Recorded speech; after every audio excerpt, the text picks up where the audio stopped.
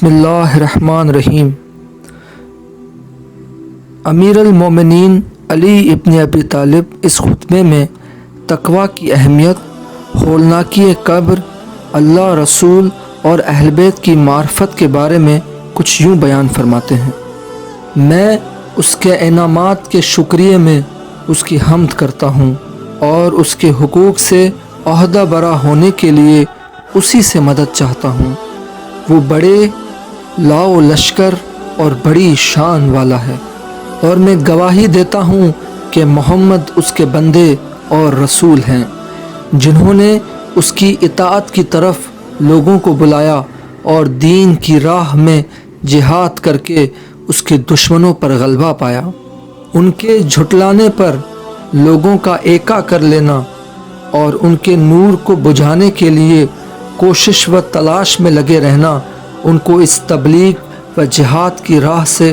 نہ ہٹا سکا۔ اب تم کو لازم ہے کہ خوف الہی سے لپٹے رہو، اس لیے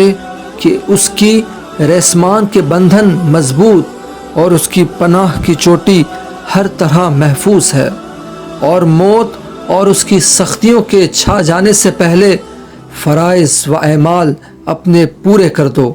اور اس کے آنے سے پہلے اس کا سر و سامان کر لو،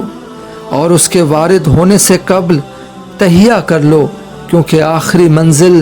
قیامت ہے، اور یہ عقل مند کے لیے نصیحت دینے اور نادان کے لیے عبرت بننے کے لیے کافی ہے۔ اور اس آخری منزل کے پہلے تم جانتے ہی ہو کہ کیا کیا ہے: قبروں کی تنگنائی، برزخ کی ہولناکی، خوف کی دہشتیں، فشار قبر سے پسلیوں کا ادھر سے ادھر ہو جانا، کانوں کا بہرا پن، لحد کی تاریکی، عذاب کی دھمکیاں، قبر کے شگاف کا بند کیا جانا اور اس پر پتھر کی سلوں کا چن دیا جانا۔ اے اللہ کے بندوں، اللہ سے ڈرو، اللہ سے ڈرو، کیونکہ دنیا تمہارے لیے ایک ہی دھڑے پر چل رہی ہے، اور تم اور قیامت ایک ہی رسی میں بندھے ہوئے ہو۔ گویا کہ وہ اپنی علامتوں کو آشکارا کر کے آ چکی ہے اور اپنے جھنڈوں کو لے کر قریب پہنچ چکی ہے، اور تمہیں اپنے راستے پر کھڑا کر دیا ہے، گویا کہ وہ اپنی مصیبتوں کو لے کر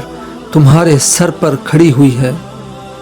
اور اپنا سینہ ٹیک دیا ہے، اور دنیا اپنے بسنے والوں سے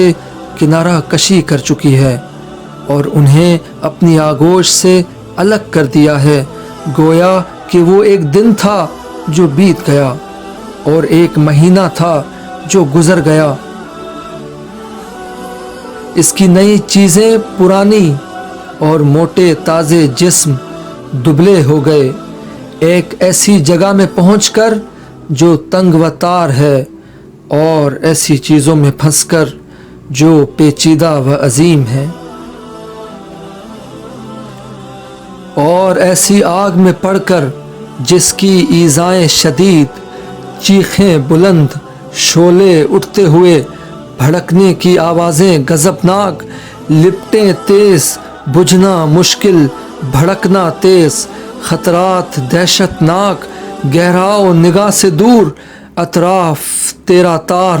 آتشیں دیگیں کھولتی ہوئی، اور تمام کیفیتیں سخت و ناگوار ہیں۔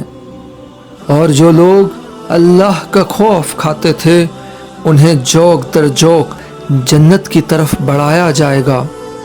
وہ عذاب سے محفوظ، عتاب و سرزنش سے علیحدہ اور آگ سے بری ہوں گے۔ گھر ان کا پرسکون، اور وہ اپنی منزل و جائے قرار سے خوش ہوں گے۔ یہ وہ لوگ ہیں جن کے دنیا میں اعمال پاک و پاکیزہ تھے، اور آنکھیں اشک بار رہتی تھیں۔ دنیا میں ان کی راتیں خضوع و خشوع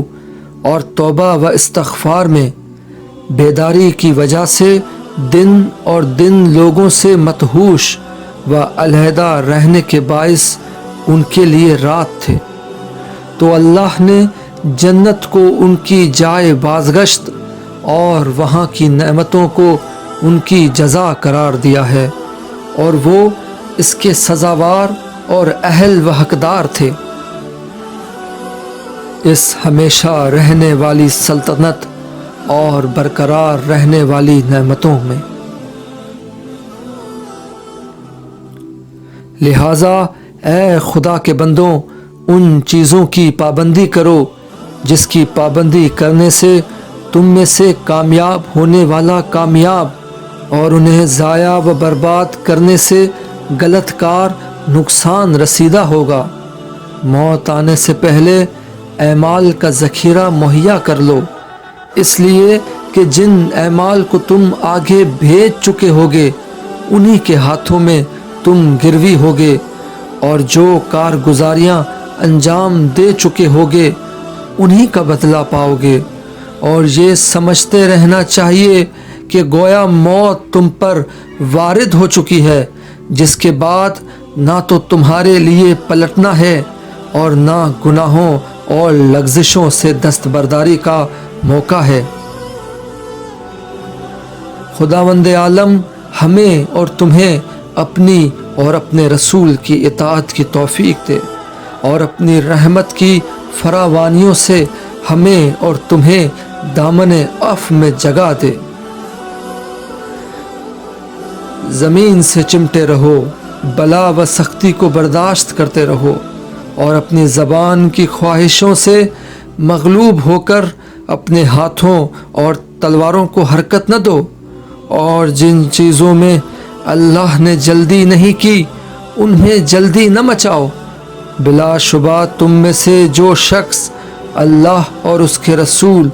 اور ان کے اہل بیت کے حق کو پہچانتے ہوئے بستر پر بھی دم توڑے